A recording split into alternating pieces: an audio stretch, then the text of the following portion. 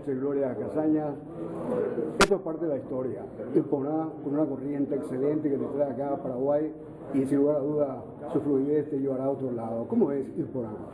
Ilporá es una historia trágica en realidad porque históricamente es la guerra de la Triple Alianza, pero lleva en su seno un romance que la redime de alguna manera y que nos permite a paraguayos y argentinos sentirnos unidos en la memoria del pasado.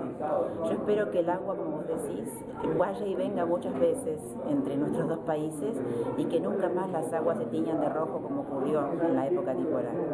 ¿Cómo es la sensación tuya acá en Paraguay?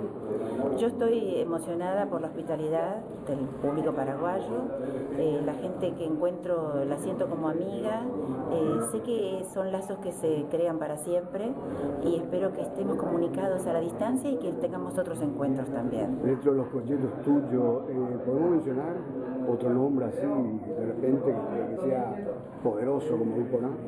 Sí, es probable, sí. Me interesa mucho la raíz guaraní y pienso seguir con los temas que la vinculan, así que es probable que tengamos otros escenarios compartidos.